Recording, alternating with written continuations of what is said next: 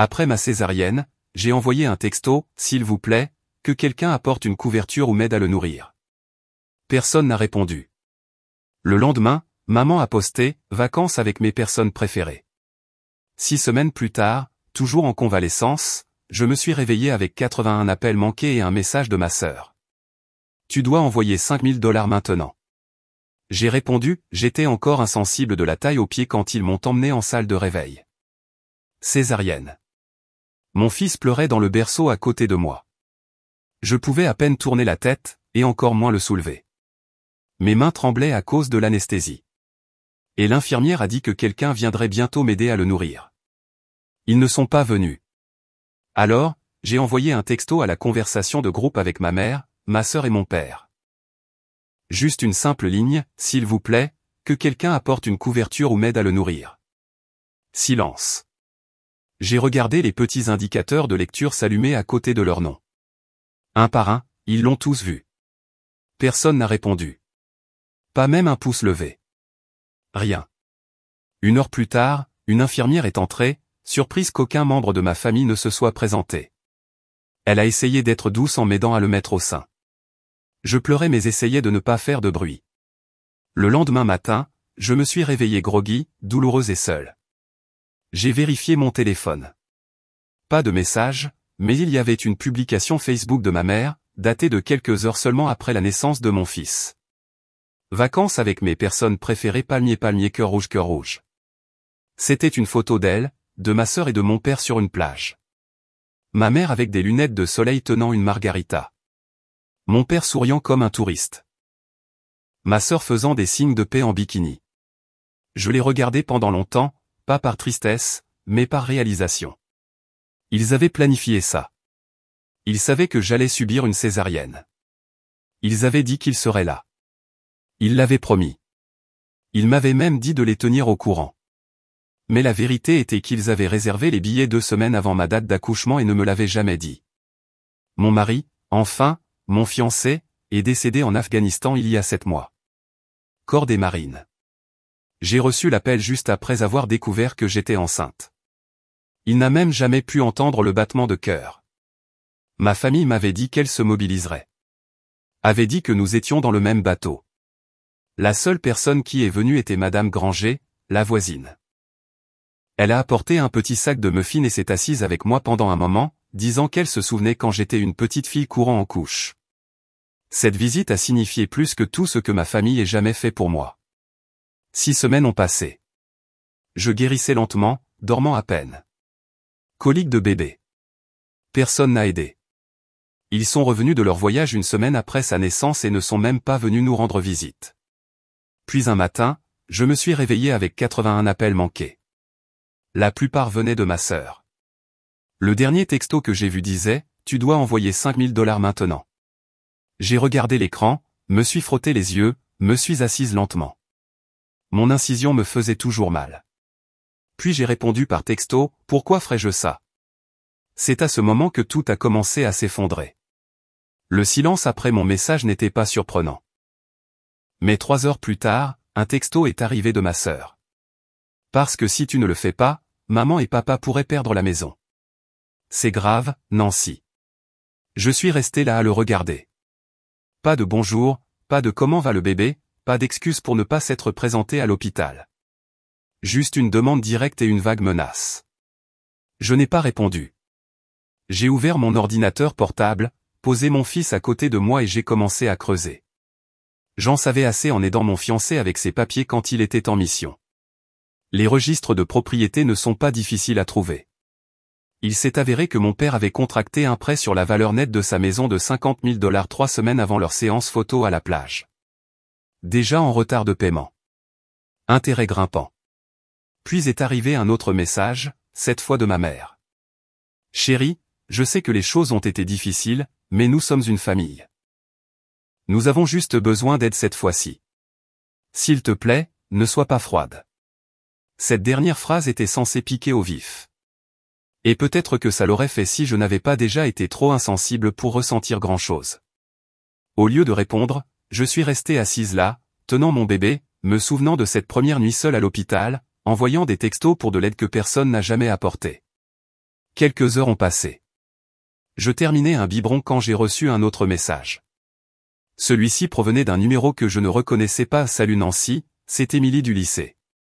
Je voulais juste te dire que j'ai vu le GoFundMe de ta mère et que j'ai fait un don de 25 $. J'espère que tu vas bien. Mon cœur a fait un bond. Je lui ai demandé de m'envoyer le lien. Elle l'a fait. Il s'appelait « Aidez-nous à sauver notre maison familiale ». L'histoire disait qu'ils étaient en crise financière parce qu'ils avaient dépensé toutes leurs économies pour soutenir leur fille enceinte après que son fiancé, un soldat décoré, ait été tué au combat. Il y avait des photos de moi enceinte, une à la baby shower, une à l'hommage à mon fiancé, une de mon échographie, tout cela sans ma permission. Elle avait utilisé mon deuil et mon fils comme accessoire dans une escroquerie de sympathie. Elle avait récolté plus de 1300 $ en quelques jours seulement. Je l'ai signalé instantanément. Puis j'ai appelé la banque indiquée sur les documents de prêt et j'ai demandé à parler au service de fraude. Je leur ai dit que j'avais des raisons de croire que mon nom avait pu être utilisé sans autorisation sur certains documents. La femme au téléphone a dit qu'ils enquêteraient immédiatement. Je tremblais à la fin de cet appel. Il ne s'agissait pas seulement d'être absent quand j'avais besoin d'eux. Il s'agissait de vol, d'exploitation. Ils n'avaient aucune honte. Ce soir-là, Madame Granger est revenue, a frappé doucement et m'a tendu un petit panier de biscuits. Elle a hésité un instant, puis a dit que mon père s'était présenté chez eux la nuit précédente, ivre, délirant sur le fait que je leur cachais de l'argent et qu'ils me devaient quelque chose après tout ce qu'ils avaient fait pour moi. Ils n'avaient rien fait. Je les remerciais, j'ai verrouillé toutes les portes et j'ai installé une caméra sur le porche le soir même. J'en avais fini d'être la personne discrète, d'entretenir la paix, de faire semblant qu'ils traversaient juste quelque chose. Mais la chose qui a tout fait basculer, le moment où j'ai réalisé à quel point ils étaient allés trop loin, c'est 2 jours plus tard, quand je suis sorti avec mon fils pour prendre des couches dans la voiture, et que la voiture avait disparu. J'avais à peine dormi la nuit précédente. Mon fils avait été difficile, j'étais encore douloureuse, et chaque fois que je fermais les yeux, j'avais l'impression de couler sous l'eau.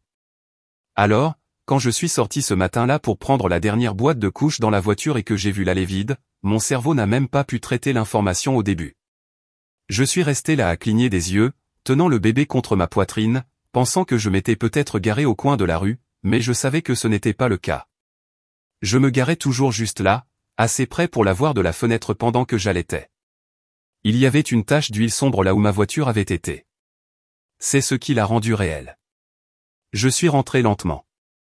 Je n'ai même pas pleuré. J'ai juste posé mon fils, j'ai pris le moniteur et j'ai ouvert le flux de la caméra du Porsche. Il a fallu une seconde pour qu'il charge. Puis je l'ai vu, 3h12. Phare. Une silhouette se déplaçant à travers la cour avant comme si elle connaissait les angles morts.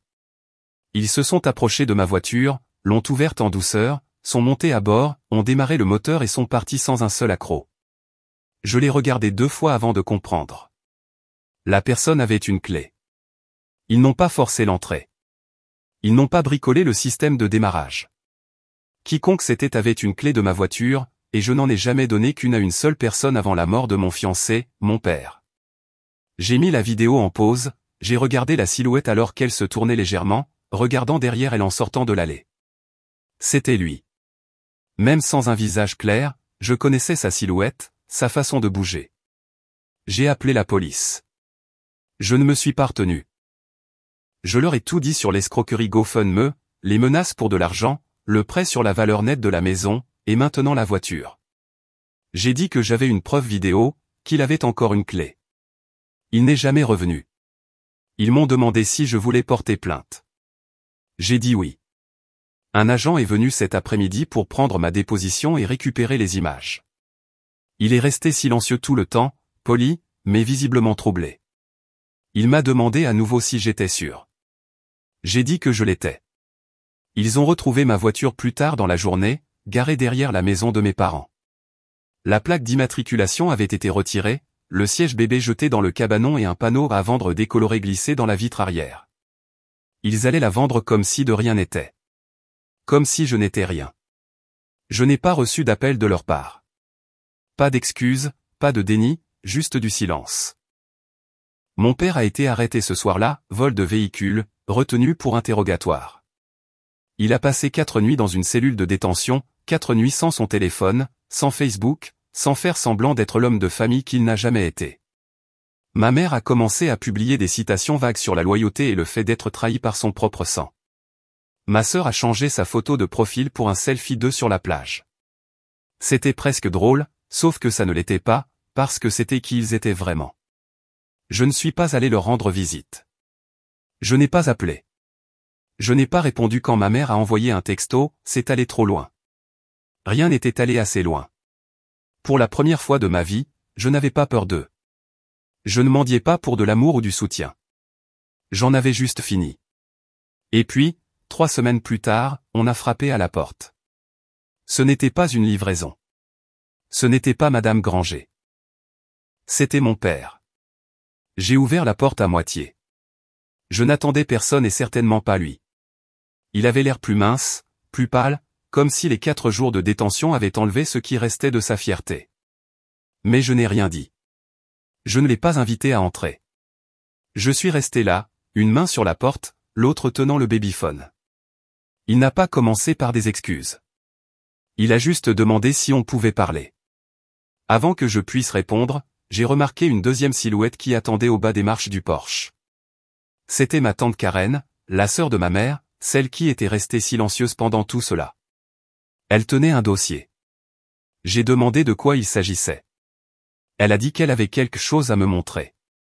Contre mon meilleur jugement, je suis sorti et j'ai fermé la porte derrière moi. Mon fils dormait. J'avais le moniteur à la main. Karen a ouvert le dossier. À l'intérieur, il y avait des captures d'écran, des relevés bancaires, des lettres juridiques, des documents de prêt, mais pas seulement ceux que je connaissais déjà. Ceci était nouveau. Il s'est avéré qu'après la fermeture du GoFundMe, ma mère était allée encore plus loin. Elle a commencé à contracter des prêts sur salaire en mon nom en utilisant mon numéro de sécurité sociale. Des prêts que je n'avais même pas vus parce qu'ils étaient acheminés vers une ancienne adresse email que j'ai cessé d'utiliser à la mort de mon fiancé, 5 d'entre eux, totalisant près de 12 000 $. Karen a dit qu'elle ne l'avait découvert qu'en entendant ma mère se vanter de la façon dont elle gérait les choses en coulisses. Elle avait fouillé dans le bureau de ma mère et trouvé les impressions. Elle ne me l'a pas dit plus tôt parce qu'elle avait peur. Elle a dit que ma mère avait menacé de la retirer du testament. J'ai presque ri comme s'il restait quelque chose à hériter. J'ai regardé mon père en m'attendant à un déni, mais il était silencieux. Puis il a fouillé dans sa veste et a sorti une clé, ma clé de voiture de secours. Il me l'a tendue sans dire un mot.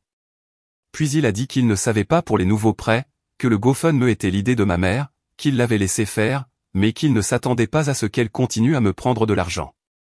Cela ressemblait au début d'excuses, mais je n'étais pas prête à accepter quoi que ce soit. J'ai dit à Karen que j'aurais besoin de copies de tout ce qui se trouvait dans ce dossier. Elle a acquiescé et me l'a remis. Puis je me suis tourné vers mon père et je lui ai demandé pourquoi il était venu. Il a dit à voix basse qu'il ne voulait pas finir comme elle. Je n'ai pas su ce qu'il voulait dire avant le lendemain, parce que le bureau du shérif a appelé. Ma mère avait essayé de me dénoncer pour fraude. Elle a dit que je lui volais de l'argent et que j'utilisais son nom pour contracter des prêts. Elle est entrée au poste avec un dossier de faux documents et une histoire sur sa fille instable. Ils ne l'ont pas cru. Pas après l'affaire de vol de voiture. Pas après avoir consulté le rapport que j'avais fait sur le GoFundMe. Mais c'était suffisant pour officialiser les choses. Maintenant, elle faisait l'objet d'une enquête. Je n'avais pas levé le petit doigt. Tout s'effondrait de soi-même. Je m'attendais à ce qu'elle disparaisse après que le bureau du shérif ait commencé à enquêter, mais pas ma mère. Elle a redoublé d'efforts. 2 jours après qu'ils aient confirmé que les prêts sur salaire étaient liés à son adresse IP, elle a fait irruption au bureau du shérif et a déposé une plainte contre moi. Elle a dit que je lui volais de l'argent, a affirmé qu'elle avait des preuves, est entrée avec un dossier plein de faux documents et une histoire sur sa fille instable et le stress d'élever son petit-fils seul. L'adjoint qui a pris la plainte avait déjà vu les images du vol de voiture. Connaissait l'histoire du GoFundMe. Savait que j'avais été la première à signaler la fraude, alors il a dû suivre le protocole. Ils m'ont appelé, m'ont demandé si je serais disposé à soumettre le reste des documents que ma tante Karen m'avait donnés. J'ai dit oui, bien sûr.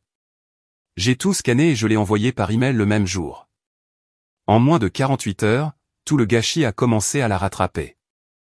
La société de prêt sur salaire a confirmé que les demandes provenaient de son Wi-Fi domestique. L'adresse email utilisée pour le faux compte chèque correspondait à celle qu'elle avait indiquée comme sauvegarde sur sa vraie carte de crédit. Même la fausse signature ne ressemblait pas à la mienne. Elle ressemblait à la sienne avec une tentative tremblante de copier la façon dont je signais les cartes d'anniversaire. C'était bâclé, désespéré, et maintenant c'était officiel. Elle faisait l'objet d'une enquête criminelle. Je n'ai rien posté à ce sujet.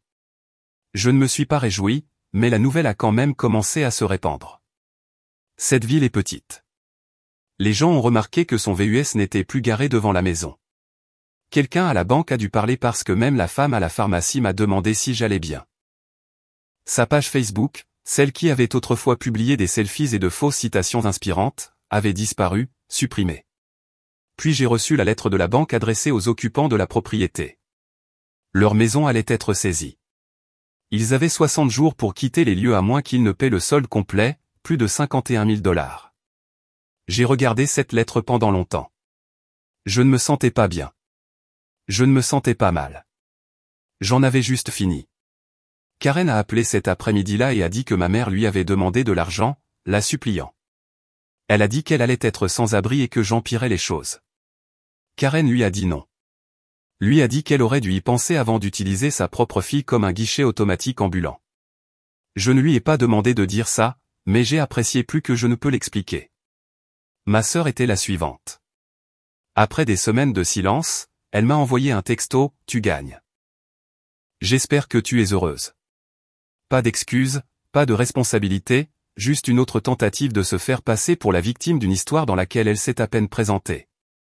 J'ai ignoré ça. Le même jour, je suis rentré de chez le pédiatre et j'ai trouvé une boîte sur mon porche. Pas d'adresse de retour. À l'intérieur, il y avait mes albums de photos d'enfance, des choses que je n'avais pas vues depuis des années. Entre les pages, il y avait de vieilles cartes d'anniversaire, des bracelets d'hôpital, quelques-uns de mes dessins datant peut-être de mes 6 ou 7 ans. Au début, j'ai pensé que c'était une autre tentative étrange de manipulation, mais j'ai ensuite remarqué une carte pliée glissée au fond de l'un des albums. Elle était de mon père. Son écriture. Il a dit qu'il avait déménagé il y a des semaines, qu'il ne restait plus avec ma mère. Qu'il ne s'attendait pas au pardon, mais qu'il voulait que je sache qu'il avait vu ce que j'avais traversé, ce qu'ils avaient fait, et qu'il ne voulait plus faire semblant. Je suis resté assise avec ça pendant longtemps. Le lendemain matin, j'ai ouvert la porte d'entrée pour prendre le courrier et il était assis seul sur la marche. Pas de valise, pas de drame, juste à attendre. Il était assis là sur la marche d'entrée comme s'il ne savait pas quoi faire d'autre de lui-même. Pas de valise, pas de spectacle, pas de discours répété, juste un gobelet en papier à la main et un homme qui avait l'air d'avoir vieilli de 10 ans au cours des 2 dernières semaines. J'ai failli lui claquer la porte au nez, mais j'ai ensuite vu la clé dans son autre main, ma clé de voiture de secours, celle qu'il avait déjà rendue une fois. Il l'avait ramenée, comme s'il pensait peut-être que je ne l'avais pas gardée, comme s'il voulait s'assurer que je savais qu'il ne prenait rien d'autre. Alors j'ai reculé et je l'ai laissé entrer. La maison était calme. Mon fils faisait une sieste. La vaisselle séchait sur l'égouttoir. Il y avait des biberons sur le comptoir et du linge plié sur le canapé, le genre de désordre qui dit que quelqu'un fait de son mieux. Il s'est assis à la table de la cuisine et a entouré son café de ses 2 mains comme s'il s'ancrait. Pendant un certain temps, il n'a rien dit. Moi non plus. Puis il a commencé à parler. Pas d'excuses polies. Voici la vérité, a-t-il dit. Quand j'ai envoyé un texto de l'hôpital et que personne n'a répondu, il l'a vu. Il a regardé la notification apparaître pendant que ma mère et ma sœur trinquaient sur le balcon de leur chambre d'hôtel. Il a dit qu'il s'était figé. Il a pensé que quelqu'un d'autre répondrait, qu'il rentrerait peut-être plus tôt, mais ils ne l'ont pas fait. Il a dit qu'il savait qu'elle utilisait le GoFundMe pour les mauvaises raisons, mais il s'est dit que c'était temporaire, qu'il le rembourserait, que ça ne faisait pas vraiment de mal à personne. Il a admis qu'il ne s'était pas rendu compte à quel point elle était allée trop loin jusqu'à ce que je porte plainte pour la voiture. Il a dit que lorsqu'il a vu le siège bébé jeté dans le cabanon comme des ordures, quelque chose s'est brisé. Puis il m'a dit quelque chose auquel je ne m'attendais pas, que ma mère avait essayé de vider le compte de prestations de décès militaire de mon défunt fiancé. Il l'avait entendu parler au téléphone avec quelqu'un au sujet de le rediriger pour soutenir le ménage. Ce compte était au nom de mon fils. Il a dit que c'est à ce moment qu'il est parti. Pas de dispute, pas de valise, juste sorti et n'est jamais revenu. Il avait séjourné chez un vieil ami de son époque de menuisier, dormant dans une chambre d'amis, faisant des petits boulots juste pour s'occuper. Il a dit qu'il n'était pas venu pour demander quoi que ce soit, juste pour dire qu'il savait enfin que j'avais raison, qu'il avait laissé tout se produire, et qu'il était désolé, pas seulement pour les derniers mois, mais pour toutes les années où il était resté silencieux. Je ne l'ai pas pardonné tout de suite. J'avais encore ce mur, je me souvenais encore trop bien du silence quand j'avais le plus besoin de quelqu'un, mais il est resté. Il a posé des questions sur mon fils, à quelle heure il se réveillait maintenant, s'il aimait la musique, quelle était sa couverture préférée, des questions que personne d'autre n'avait jamais pensé à poser. Nous avons parlé pendant près de 2 heures, principalement du bébé, un peu de mon fiancé, un peu des choses qu'il aurait aimé faire différemment. Il n'a pas essayé de se dépeindre comme un personnage tragique. Il a juste dit la vérité, et c'est ce qui a fait la différence. Avant de partir, il a fouillé dans son manteau et a sorti une enveloppe. Il a dit qu'il avait trouvé quelques centaines de dollars dans une vieille boîte à outils et qu'il pensait que je pourrais avoir envie d'une nouvelle poussette ou de quelque chose pour la maison. Je ne l'ai pas pris, mais je lui ai dit de passer la semaine prochaine parce que même si c'était tard, même s'il avait laissé tout se produire, au moins il le voyait maintenant. Les autres faisaient encore semblant, mais il était le seul qui comprenait enfin. Et cela, d'une certaine manière, ressemblait au début de la paix.